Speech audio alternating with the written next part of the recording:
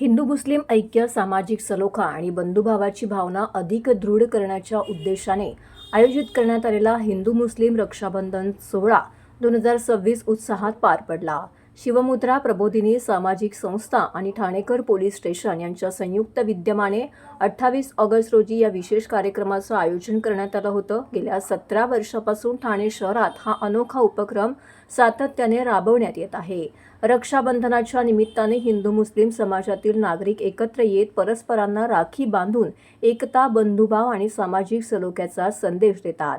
यावेळी मुस्लिम भगिनींनी हिंदू बांधवांना तर हिंदू भगिनींनी मुस्लिम बांधवांना राखी बांधत प्रेम आणि आपुलकी, बंधुभावाचे नाते अधिक दृढ केले. धर्माच्या भिंती बाजूला ठेवून सर्वांनी एकत्रितपणे रक्षाबंधन साजरे केल्याने या कार्यक्रमाला विशेष महत्त्व प्राप्त झाले. या सोहळ्याला शिवसेना नेते माजी खासदार राजन विचारे, पोलीस आयुक्तालयातील परिमंडळ 1 चे पोलीस उपायुक्त बाळासाहेब पाटील, ठाणे विधानसभेचे आमदार संजय केळकर, शिवसेना ठाकरे जिल्हाप्रमुख केदार दिघे, शिवसेना कल्याण जिल्हाप्रमुख गोपाळ लांडगे, ठाणा हालाई लोहना महाजन ट्रस्टचे अध्यक्ष महेश ठक्कर, समाजरत्न डॉक्टर नानजीभाई ठक्कर, समाजसेविका ऋता जितेंद्र आव्हाड, सहाय्यक पोलीस आयुक्त नौपाडा विभाग संभाजी जाधव, समाजसेवक महेंद्र जैन यांच्यासह वरिष्ठ पोलीस अधिकारी, मान्यवर, लोकप्रतिनिधी, सामाजिक क्षेत्रातील व्यक्ती उपस्थित होत्या. मान्यवरांनी या उपक्रमाचं कौतुक करत सामाजिक एकोपा, शांतता आणि सलोखा वाढवण्यासाठी अशा उपक्रमांची आवश्यकता असल्याचं मत व्यक्त केलंय. कार्यक्रमाच्या आयोजनात ठाणेकर पोलीस स्टेशनचे वरिष्ठ पोलीस निरीक्षक भरत चौधरी तसेच शिवमुद्रा प्रबोधिनीचे अध्यक्ष सचिन चव्हाण यांच्या मार्गदर्शनाखाली संस्थेचे पदाधिकारी आणि कार्यकर्त्यांनी विशेष मेहनत घेतली. या उपक्रमासाठी ठाणा हालाई लोहाना महाजन ट्रस्ट यांचे विशेष सहकार्य लाभले. गेल्या 17 वर्षापासून सुरू असलेली ही सलोख्याची परंपरा यापुढेही कायम ठेवत हिंदू मुस्लिम ऐक्याचा संदेश समाजातील प्रत्येक घटकांपर्यंत पोहोचवण्याचा निर्धार आयोजकांनी व्यक्त केला. मला वाटतं सातत्याने गेली 17 वर्ष सचिन चव्हाण आणि ठाणे नगर पोलीस स्टेशन या दोघांच्या संयुक्त विद्यमाने या ठिकाणी हिंदू मुस्लिम एकताचं प्रतीक म्हणून या ठिकाणी रक्षाबंधनाचा कार्यक्रम सातत्याने ठेवत आहे.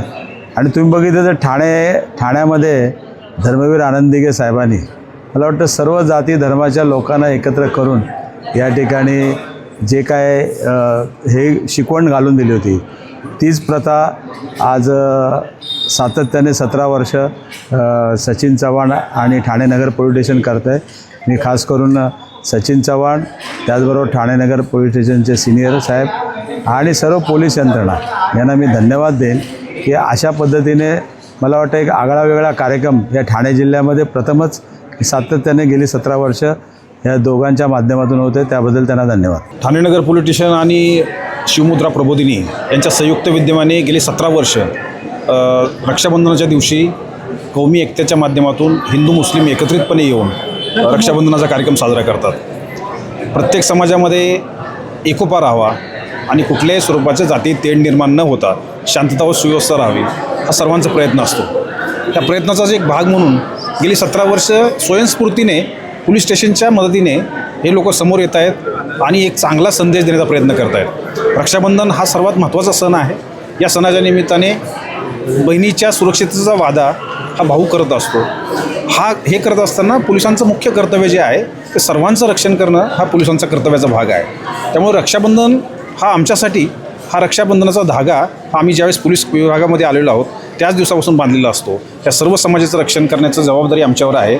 आणि जर समाज याच्यामध्ये पुढे येऊन अशा स्वरूपाचा एकत्रितपणे कार्यक्रम करत असेल तर निश्चितपणे एक अतिशय सकारात्मक संदेश या कार्यक्रमाच्या माध्यमातून जातो आहे. मी या कार्यक्रमाचे जे आयोजक आहेत त्या सर्वांचं अभिनंदन करतो.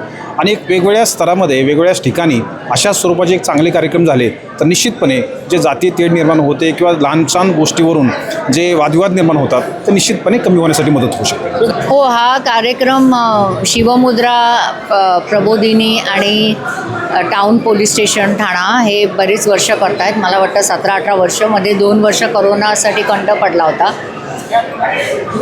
मी मगाशी जसं भाषणात म्हटलं की हे आपलं खरं दुर्दैव आहे की एवढ्या वर्षांनी देखील राज्यघटना जेव्हापासून अंमलात आली तेव्हापासून आत्तापर्यंतही आपल्याला सामाजिक सलोखा वाढवण्यासाठी कार्यक्रम करायला लागतात.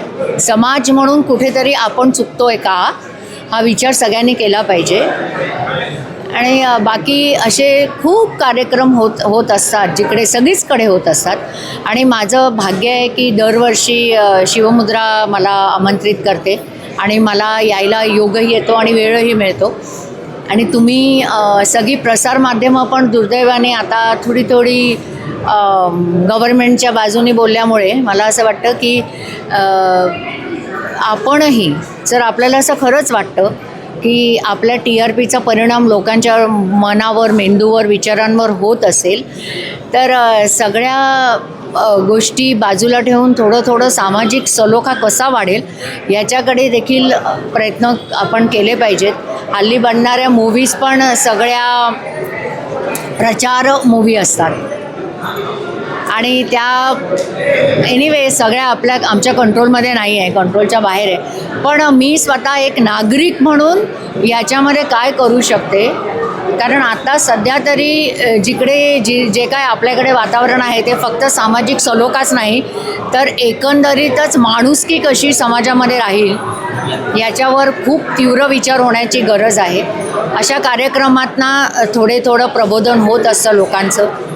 आणि मी पोलिसांचं आणि शिवमुद्राचं पण खूप अभिनंदन करू इच्छिते आणि आपले आभार की आपण ह्या कार्यक्रमाला आलात आणि त्याला प्रसिद्धी दिली.